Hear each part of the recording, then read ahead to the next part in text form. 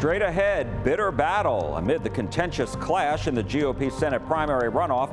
Senator John Cornyn changes his mind and backs ending the filibuster to pass the election integrity bill called the Save America Act. We look at the political impact. Future plans. What's next for Democratic Congressman Mark Vesey now that he is giving up his seat in Congress, and why he decided against running for any other elected office. One-on-one, Republican Congressman Roger Williams discusses the ongoing shutdown of the Department of Homeland Security and the war against Iran. And new nominees. We speak with two Democrats about their statewide campaign plans for November and their priorities. Good morning, I'm Jack Fink. Get your fix for Texas politics. Eye on Politics on CBS News Texas starts now.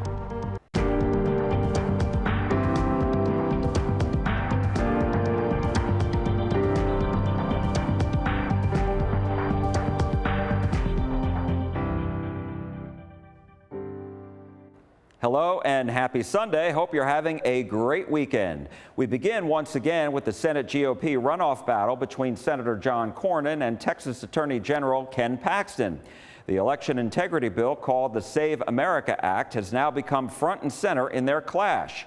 If approved, it will require voters show in-person proof of citizenship to register to vote and then show photo ID to vote. President Trump calls it his #1 priority, and it all comes following President Trump's comments that he intends to endorse one candidate and ask the other candidate to immediately drop out.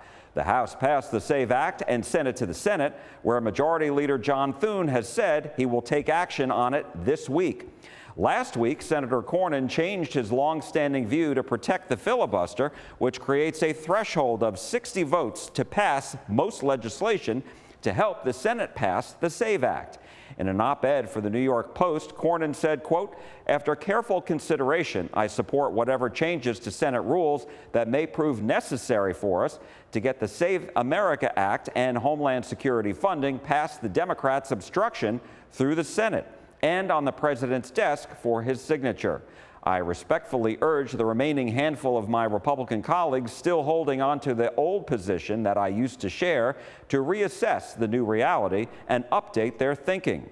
In a post on X, Paxton responded by saying, quote, "John Cornyn did exactly what I predicted. In 1 week, I've made him more conservative than in the past 24 years. We spoke with Republican consultant Vinnie Minchillo about what this all means for the runoff and the potential endorsement by President Trump. But first, I wanted his thoughts on the primary results. I was surprised by two things. That obviously whisker close race by, less than 2 points. But I was surprised that Cornyn came out ahead of Paxton. And I was really surprised how poorly Paxton performed in his home county in Collin County. That's right, because he actually was behind Cornyn most of the night. Overnight, he came back and he won by 900 votes. Right. And so what does that say to you?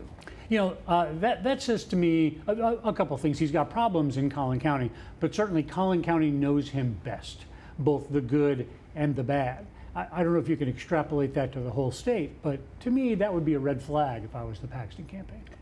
What kind of impact would that have when the president does make an endorsement, if he does? Right, and I think he will. He usually, when he says he's going to do something, he will do it. But I will tell you, the Paxton people feel like there is a world where they win the runoff, even if President Trump endorses Cornyn. So that's their opinion over there. But I think if the president comes out, he was very smart in his statement, because he said he's not only going to endorse, but he expects the non-endorsed candidate to pull out of the race. So it's sort of a twofer.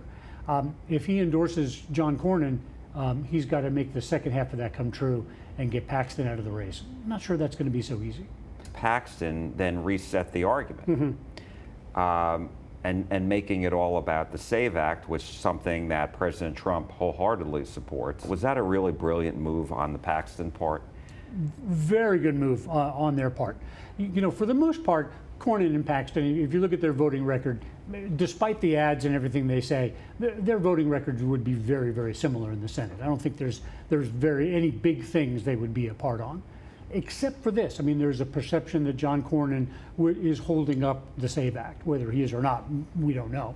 And then Paxton, of course, very wholeheartedly in favor of the SAVE Act and to support President Trump. So for the Paxton people, very smart move. It aligns him completely with President Trump and puts him across the table from John Cornyn. Of course, Cornyn today, as we talk, has written an op-ed in the New York Post, basically saying that he wants to pass the SAVE Act. Does that neutralize this threat? We'll have to see as the day goes on. Senator Mike Lee of Utah came out last week and said, yes, Senator Cornyn has favored the SAVE Act from the beginning. Mm-hmm. So does that also neutralize?